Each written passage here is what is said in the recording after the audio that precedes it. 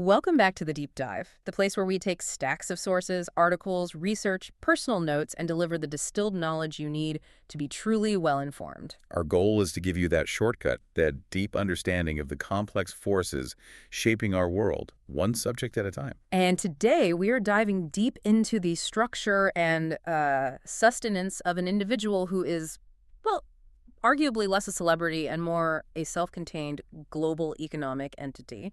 Thomas Cruise Mapother IV, known to everyone, of course, as Tom Cruise. Our mission today is really to dissect the anatomy of this Hollywood icon. Right. We're going to explore that unique intensity that's allowed him to achieve, this unparalleled commercial success and career longevity. While at the same time generating massive and, enduring public controversy over his personal choices and his very outspoken religious advocacy. It's a true duality. Okay, so let's unpack that. When we say unparalleled commercial success, we really need to establish the scale of this right away. You have to grasp the sheer financial gravity this man exerts. You have to start there.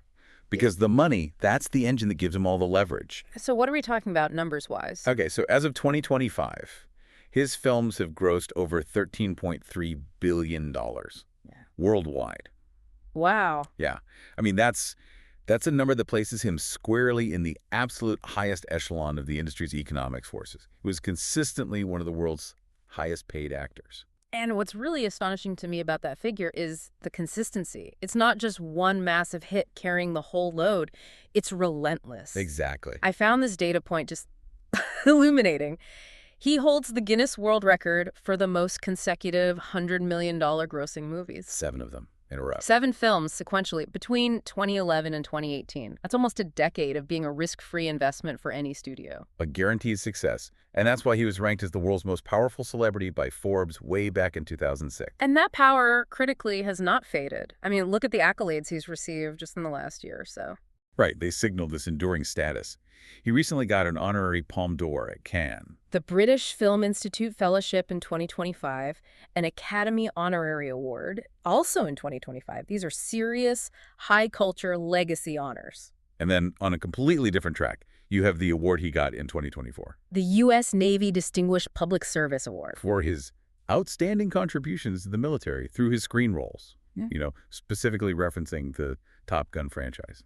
So you see this fascinating intersection right there. He's this huge commercial entity, he's getting elite film honors, and he's getting recognition from powerful institutions like the military. It's a complex picture. And that complex, powerful, and highly controlled modern structure is what we're really investigating today. But to understand the relentless drive, that quest for control that fuels it all, we have to look at the foundation. You have to examine how a genuinely challenging start, rooted in instability and hardship, created this global icon. Exactly. Let's dive into that origin story because it provides such a stark, profound contrast to the figure we know now. He was born Thomas Cruise Mapother IV, July 3, 1962, in Syracuse, New York. And the sources all describe him growing up in near poverty. He had a Catholic upbringing, ancestry tracing back to English, German, and Irish roots. Mm-hmm. And he has 3 older sisters, Leanne, Marion, and Cass. And it's worth noting, his cousin, William Mapother, also became an actor. He actually appeared in 5 films alongside Cruise. The industry connection runs in the family. It does. But the most defining and probably the most traumatic element of his early life was his relationship with his father, Thomas Cruise Mapother III. Who died in 1984. Right. And Cruise has been unflinchingly candid about this relationship. He paints a deeply, deeply troubling picture. He described his father using these incredibly powerful, loaded terms. A merchant of chaos. A bully. A coward. He spoke specifically about being beaten by him. He said his father's technique was to, quote, lull you in, make you feel safe, and then bang. That pattern, that unpredictable, manipulative aggression, is often cited as a root cause for later personality traits. Like the need for absolute control. And that intensity we see in his professional life. Yeah. And any need for stability was just constantly undermined by their lifestyle. The sources indicate a truly nomadic childhood. He attended a staggering 15 schools in 14 years. Just think about that. 15 schools. What does that do to a young person's ability to form friendships or feel connected to a community? You're constantly the new kid, constantly adapting. And that nomadic life even took them out of the country for a while. It did, to Canada. In late 1971, his father took a job as a defense consultant with the Canadian Armed Forces, and the family moved to Beacon Hill in Ottawa. And he was there for 4th and 5th grade. And it was actually in the 4th grade, right in the middle of all that chaos, that the performer first emerged. Oh, really? Yeah. He participated in an improvised play called IT, and the drama organizers were already commenting on his talent, noting his excellent movement and improvisation skills. So even as a kid, he was finding refuge and expression in performance. It seems so. But before that path really solidified, there was this very brief detour into religious life. He briefly attended St. Francis Seminary in Cincinnati. On a Catholic Church scholarship, aspiring to become a Franciscan priest, but he only lasted a year. And the reasons why he left are a bit murky, right? Very murky. Conflicting accounts. Some former priests suggested he left just because his family relocated again, which would fit the pattern. But there's another story. Right. A former classmate claimed they were both asked to leave after getting caught taking liquor. A little teenage rebellion. So whatever the reason, that early religious path was quickly abandoned. But that search for structure and a higher meaning, that clearly remained a part of his psychological makeup. Definitely. He eventually settled down long enough to graduate from Glenridge High School in New Jersey in 1980. Had one final brush with traditional high school life, too. He played linebacker on the varsity football team. Only to get cut after getting caught drinking beer before a game. So by age 18, with the blessing of his mom and his stepfather, he moves to New York City to pursue acting. Works as a busboy, does the odd jobs, before heading out to L.A., signing with CAA, and launching into a career trajectory that, well, it has very few equals. Which brings us to the evolution of that career. We need to trace this path from, bit parts to franchise icon because it really illustrates the precision with which he built his brand. The 1980s were all about the breakthrough. His debut was a tiny, uncredited part in Endless Love in 1981. But he quickly secured a much bigger supporting role later that same year in Taps. And you can already see that intensity, that stream presence. He was part of that iconic ensemble cast in Francis Ford Coppola's The Outsiders in '83. Right, alongside a whole generation of future stars, Matt Dillon, Patrick Swayze, Rob Lowe. He was a launchpad, for sure. But the film that truly cemented his status, the one that defined him for a generation, came later that year. Risky Business. Risky Business. Described in the sources as a Generation X classic.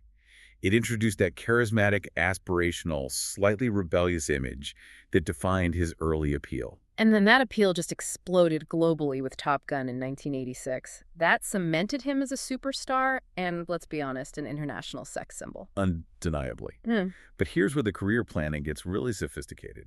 He could have just leaned into that action heartthrob mold forever. But he didn't. He immediately pivoted to chase critical legitimacy. The same year as Top Gun, he stars alongside the legend Paul Newman in Martin Scorsese's The Color of Money. And critics took notice. The Washington Post praised their chemistry, saying they both genuinely convinced the audience they were top-notch pool hustlers. He followed that up with more dramatic roles, notably in the Best Picture winner Rain Man in '88, before tackling the monumental role in 1989's Born on the 4th of July. And that role, playing the real-life paralyzed Vietnam veteran Ron Kovic, that was transformational. It earned him his first Golden Globe and his first competitive Academy Award nomination for Best Actor. I remember Roger Ebert's review. He wrote, "Nothing Cruise has done will prepare you for what he does in Born on the 4th of July. His performance is so good that the movie lives through it." High praise. Whoa. And that established him as a serious, committed, dramatic actor. And it was this blend, this commercial viability and dramatic ambition that defined his path. So much so that Roger Ebert actually identified the pattern. Yeah. He formalized it, defining what he called the Tom Cruise picture formula. The secret blueprint. Basically, it offers this critical insight into the structural success of his films.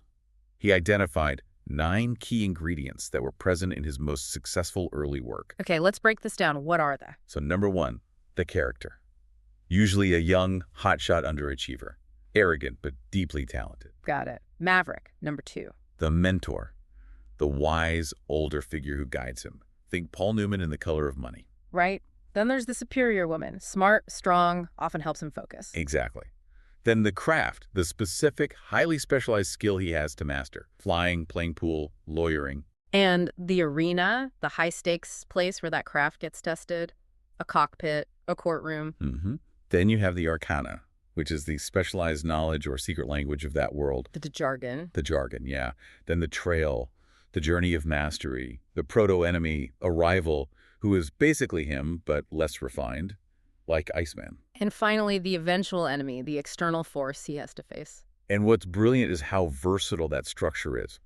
It's a reliable framework, but you can create very different characters within it. You can see that when you compare Top Gun to a later film like A Few Good Men. Exactly. In Top Gun, Pete Mitchell is the hotshot who needs to rein in the discipline. He needs to stop flying by instinct and follow the rules. But in A Few Good Men, his character, Lieutenant Daniel Kaffee, is the opposite. He's brilliant but lazy. He always takes plea bargains. He's the ultimate underachiever. So the arc of that film is the reverse. He has to shed the procedural discipline and let it go and finally see what he can do when he actually fights a case. The formula works both ways. So moving into the 1990s, he keeps up that high-wire act, balancing performance with commercial appeal while also, and this is key, laying the groundwork to become a producer. The decade starts with more personal projects. He starred opposite his then-wife, Nicole Kidman, in Days of Thunder and the epic Far and Away. And then he delivered another massive commercial hit with the legal thriller The Firm in 1993, proving he could carry a big John Grisham novel into blockbuster territory. But maybe the most fascinating story from this period is about his casting in 1994's Interview with the Vampire. Oh, the Anne Rice controversy. Yes, the sources detail the author's initial outrage. She was extremely outspoken, arguing publicly that he was completely wrong for the role of the vampire Lestat. And then her turnaround was just spectacular. It's a perfect illustration of his on-screen power. After she saw the film, she was so impressed that she bought a full 2-page ad in Daily Variety. Just to publicly apologize for her earlier doubts and praise his performance. A 2-page ad. We estimated that cost over $7,700 back then. That's more than $16,000 today. That gesture just speaks volumes. The pivotal year, though, had to be 1996. Without a doubt. The birth of Ethan Hunt. The launch of the Mission Impossible franchise. And crucially, this was the first project where he officially served as a producer, alongside Paula Wagner. The actor was now also the boss. And at the same time, he was still proving he could handle serious non-action roles. That same year, Jerry Maguire was a massive critical and financial success. Grossed over $273 million, it earned him his second Golden Globe and his second Oscar nomination for Best Actor. He closed out the decade with 2 completely different high-profile projects. The intense collaboration with Stanley Kubrick on Eyes Wide Shut. And that rare, chaotic supporting role in Paul Thomas Anderson's Magnolia. That Magnolia performance, playing the motivational speaker Frank T.J. Mackey. That was his critical apex for the 90s. Rolling Stone called it a revelation. It earned him his third Golden Globe and an Oscar nomination for Best Supporting Actor.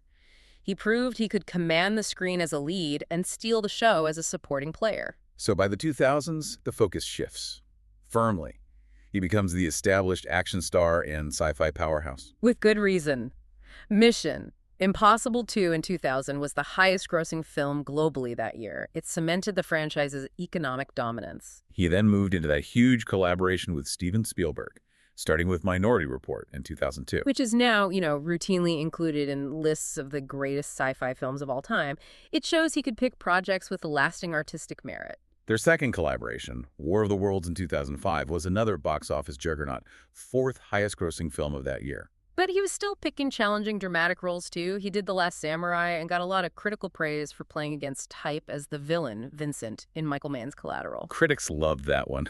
They called it a stylish and compelling noir thriller, driven by Cruise's lean, villainous performance. What stands out about this decade, though, is that box office resilience we talked about. 9 of the 10 films he starred in during the 2000s grossed more than $100 million. That level of reliability is almost unheard of. And for a bit of fun, he showed his comedic side with that hilarious, almost unrecognizable performance as Les Grossman in Tropic Thunder. Which even got him a Golden Globe nomination. So as we move into the 2010s and 2020s, the narrative becomes all about the stunt icon. Absolutely. While he had hits like Jack Reacher and Edge of Tomorrow, the Mission Impossible franchise became the central vehicle for his unique brand of physically demanding, real-world action.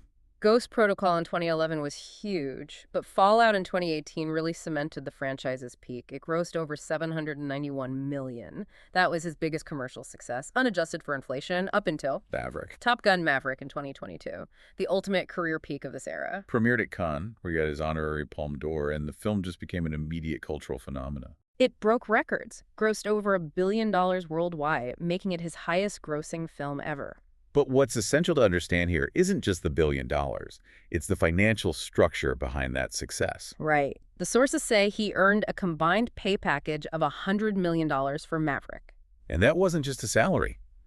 That figure includes his guaranteed upfront pay, significant cuts of the ticket sales after the studio recouped its costs. And a substantial slice of the home entertainment and streaming revenues. This deal structure is key. It transforms the actor into a mandatory financial partner. It guarantees maximum wealth and maximum control. But even the most self-sustaining icon is subject to market forces. We saw that in 2023 with Mission Impossible: Dead Reckoning Part 1. Critically acclaimed, continued the franchise's hot streak, but its box office was disappointing relative to expectations. And the reason was pure cultural synergy, the overwhelming phenomenon known as Barbenheimer. The dual release of Barbie and Oppenheimer. It showed that even a globally reliable Tom Cruise vehicle needs a clear runway. When you have two massive, unique cultural events competing for the same screens. Even Ethan Hunt struggles to dominate. Looking ahead, the focus is shifting again. He's got the final Ethan Hunt film, Mission Impossible. The Final Reckoning, set for May 2025. And, in a highly symbolic move, he's set to star in Digger, directed by Alejandro González Iñárritu. And that marks his first film with Warner Bros. In 12 years. Which leads us directly into the power dynamics of Hollywood, his remarkable acumen as a producer. It's time to move beyond the stunts and look at the corporate architecture that allows the stunts to happen. The formation of Cruise Wagner Productions in 1993 with Paul Wagner was foundational. That was the moment the actor became the ultimate power broker. That entity immediately gave him control over his projects, starting with Mission Impossible in '96. But what proves their genuine business ambition is that they didn't just make his own movies. Cruise Wagner produced critically acclaimed films where Cruise didn't appear. Like the others, Shattered Glass, the gritty cop drama Narc. This shows a genuine interest in the business of filmmaking, not just securing his own paycheck. And this is where the true analysis of his Hollywood standing comes into focus. Hollywood economist Edward J. Epstein assessed him in 2005 as one of the most powerful and wealthiest forces in the industry. He put him in a league with George Lucas, Steven Spielberg, and Jerry Bruckheimer. Epstein argued he was one of the few producers who could genuinely guarantee the success of a billion-dollar franchise. Largely because of his global draw and his contractual ability to demand these astronomical profit shares. He emphasized that the public's obsession with Cruise's tabloid life often obscures a full appreciation of his exceptional commercial prowess. His success is structurally guaranteed through these deals. It gives him autonomy that's almost unheard of for an actor. But even a machine this sophisticated can run into corporate friction. We need to talk about the highly publicized 2006 breakup with Paramount Pictures. A 14-year partnership. Viacom chairman Sumner Redstone publicly cited economic damage caused by Cruise's controversial public behavior as the reason for ending it. But that's the public story. It is. It's fascinating because the sources reveal a much more complex financial reality. Cruise Wagner claimed Redstone's announcement was just a face-saving move after they had already secured other financing. And industry analysts offered a third and probably more likely theory. The actual issue was almost certainly Paramount's unhappiness over Cruise Wagner's exceptionally large share of the DVD sales from the Mission Impossible franchise. So the public scandal narrative was just a convenient cover. For standard, high-stakes corporate financial friction. The fight wasn't about the couch jumping. It was about who owned the deep, consistent revenue stream from home video sales, which were massive back then. After that divorce from Paramount, Cruise and Wagner immediately took over management of the film studio United Artists. In November 2006, Cruise was the producer-star, Wagner was CEO. They greenlit projects like Lions for Lambs and Valkyrie. That partnership was short-lived. Wagner stepped down in 2008, but it proved that Cruise, the producer, wasn't dependent on a single major studio. Exactly. He eventually returned to Paramount as producer and star for Ghost Protocol, signaling a temporary truce based purely on financial viability. And that viability continues to dictate his strategy. The big announcement in January 2024, that new strategic partnership with Warner Bros., discovery. It's highly instructive. It confirms his enduring power. Major studio shakeups, controversy, executive changes. They don't sideline him, they just prompt a strategic pivot to the next major partner who can meet his terms. It's complete self-determination. The actor and producer holds the leverage, not the studio. Which brings us to the other side of the ledger, the private life and religious advocacy that have provided this relentless friction against that meticulously controlled professional image. His personal life, especially his marriages, is inextricably linked to his faith. His first marriage was to actress Mimi Rogers from 1987 to 1990.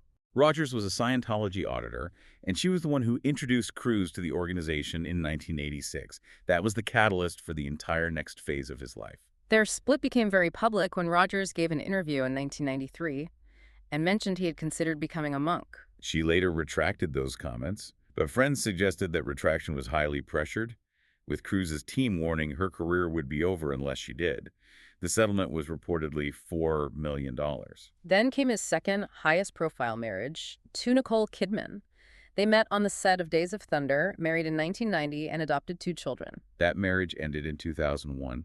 But what's particularly notable here are the later, very concerning allegations about the church's involvement in that split. Former high-ranking church spokesperson Mike Rinder claimed the Church of Scientology actively worked to push them apart, viewing Kidman as a suppressive influence. These claims include pressuring Cruz into more auditing sessions and even, allegedly, tapping Kidman's phone. It suggests a pattern where the institution's goals came before the family unit. Then came the media phenomenon of Tomcat, his relationship with Katie Holmes, starting in 2005. Defined early on by that unforgettable declaration of love on the Oprah Winfrey Show. The couch jumping. It became synonymous with his public persona. They married in 2006 in a highly publicized Scientologist ceremony, with Scientology leader David Miscavige as his best man. But this relationship also ended abruptly. Holmes filed for divorce in New York in 2012, choosing the state where divorce documents are sealed, which gave her crucial privacy. The fallout was significant. In a 2013 deposition, Cruz made a pivotal admission. He stated that Holmes had divorced him, in part to protect their daughter, Suri, from Scientology.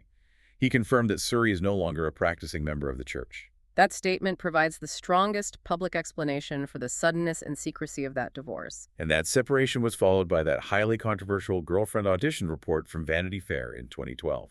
This report alleged that after his split with Penelope Cruz, Scientologist leaders initiated a secret project to find him a new, appropriate Scientologist partner.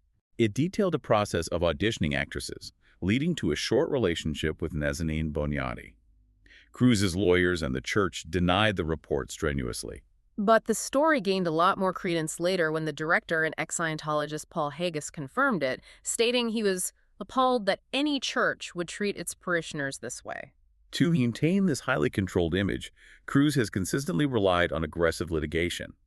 He's won several high-profile cases that show how seriously he protects his public identity. He successfully sued the Daily Express in 1998 over claims his marriage to Kidman was a sham to cover up homosexuality. He also successfully sued gay porn actor Chad Slater in 2001, who was ordered to pay $10 million in damages after admitting his claims of an affair were false. In another case, he settled a $100 million lawsuit against a magazine publisher who had claimed to have video proof he was gay. The publisher was forced to publicly retract and state that Cruz is, in fact, heterosexual. These actions established a clear, powerful precedent. Negative press about his sexuality will be swiftly and expensively litigated. But maybe the most revealing moment of transparency came during his 2012 defamation lawsuit against magazines that claimed he had abandoned Suri. During his deposition, while defending his parental involvement, Cruz admitted he had not seen his daughter for 110 days. The suit was settled, but the public record of that admission provides a stark detail. Which brings us to the core issue, Section 6, Scientology Advocacy and Controversies. His involvement began in 1986. He publicly announced it in 1992. He's been very vocal about crediting Scientology's teaching method, study technology, for helping him overcome dyslexia. So for him, the organization is inherently linked to overcoming a profound personal struggle. Right. And his relationship with the leadership is deep and long-standing. He's a close personal friend of Scientology leader David Miscavige, and he was awarded the Scientology Freedom Medal of Valor in 2004. Yet even his commitment had some internal friction. The sources recount a fascinating moment when leaders promised to share some of the highest-level, most secret doctrines. including information about the extraterrestrial ruler Xenu. And we should explain this neutrally. Xenu is a core, high-level doctrine in Scientology's cosmology, detailing the origins of spiritual distress on Earth. The account claims that when this was promised, Cruz freaked out and temporarily stepped back from the church in 1999 to finish Eyes Wide Shut. It took a high-ranking official, Marty Rathbun, being sent by Miscavige to convince him to return and continue his studies. It really highlights the intense investment the church had in keeping him. The controversies really peaked in the 2000s when he went from being a quiet member to a highly outspoken public advocate, especially on the church's anti-psychiatry stance. In 2004, he declared publicly, "I think psychiatry should be outlawed." This led directly to that famous public spat with Brooke Shields, who had used Paxil for postpartum depression.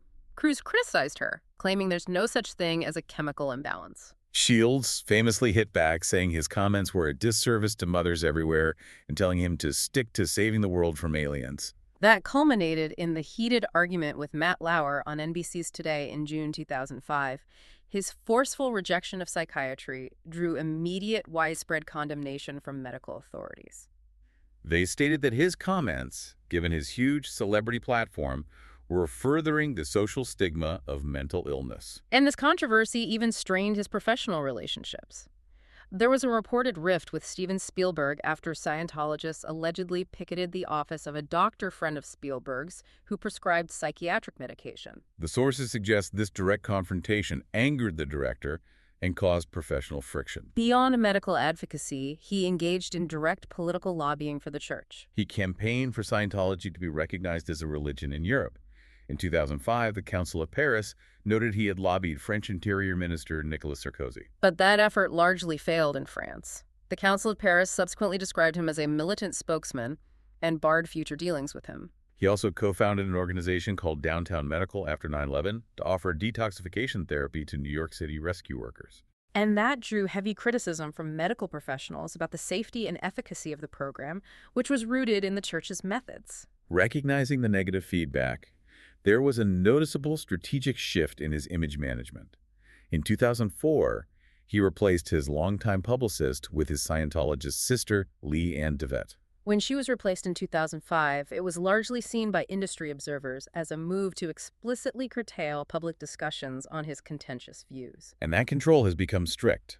Since 2008, he has generally restricted interviewers from asking him about Scientology. He's walled off his professional sphere from his personal advocacy. But the intense scrutiny was brought to a head by Lawrence Wright's 2013 book Going Clear and the documentary that followed. It cast a harsh light on Cruz's elevated role within the organization.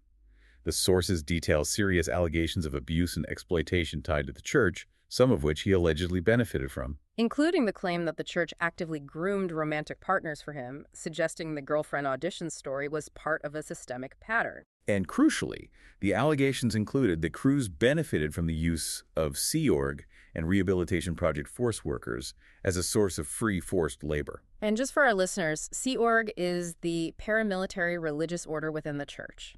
The RPF is a disciplinary program within the Sea Org. The allegations suggest that workers from these highly dedicated, often isolated groups were used for tasks like maintaining his vehicles or preparing his homes. It paints a picture of exceptional scrutiny and a highly controlled environment where the commercial machine and the private advocacy are constantly feeding into and fighting against one another. And yet, despite all this relentless controversy, his professional achievements continue to pile up. It's the ultimate paradox, isn't it? He achieves these prestigious accolades even as the storms rage. We mentioned the Honorary Palme d'Or, the BFI Fellowship, the Academy Honorary Award. Competitively, he has 3 Golden Globe wins and 4 Oscar nominations across different categories. Best Actor for Born on the 4th of July and Jerry Maguire, and Best Supporting Actor for Magnolia. And he also received the David O. Selznick Achievement Award in 2022, recognizing his work as a producer. We also can't discuss his iconic status without acknowledging his other true passion, aviation. This isn't just a movie prop for him. It's a serious, lifelong enthusiasm. He's had a pilot certificate since 1994. He's a certified aerobatic pilot, and he owns an authentic P-51 Mustang. His dedication was recognized when he was inducted into the Living Legends of Aviation in 2010. His global icon status is so profound that it transcends entertainment. There are these unique public honors, like October 10th being declared Tom Cruise Day in Japan. For his love for and close association with Japan, that level of official international goodwill is rare. And it connects back perfectly to that assessment by Edward J. Epstein. Cruise is the ultimate self-sustaining entity. His guaranteed box office, his unparalleled stunts, and his calculated legal strategies allow him to dictate terms and survive disasters that would sink anyone else. So, what does this all mean for you, the well-informed listener? We've seen the sources detail this extraordinary dual life, the meticulous commercial force who delivers massive global returns. Whose control is rooted in the trauma of his youth and the structure of his production deals. And yet he remains this controversial figure whose personal life and religious advocacy generate enormous, persistent friction. The conclusion we have to draw is that the anatomy of Tom Cruise is fundamentally corporate and intensely self-protective. His acting commitment is undeniable, but his true power lies in the financial architecture he built. That ability to guarantee success and negotiate massive profit shares, giving him financial autonomy. And that autonomy acts as a shield. It allows him to weather any storm, a public meltdown, a major studio divorce, relentless scrutiny over his religion. He just keeps delivering. And as long as he delivers $1 billion, the box office validates the entire complex model. Which leaves us with a final thought for you to chew on. We've established that Tom Cruise's film deals grant him exceptional control and massive wealth, enabling him to maintain this star power even when studio relationships falter. Considering his history of successfully litigating against negative press, his pivot to new multi-year studio partnerships, and the current movie landscape's deep reliance on established, star-driven franchises, we have to ask you. Is Tom Cruise not just a Hollywood icon, but the ultimate self-sustaining global media corporation? And can any other single actor ever achieve that level of unassailable commercial power again?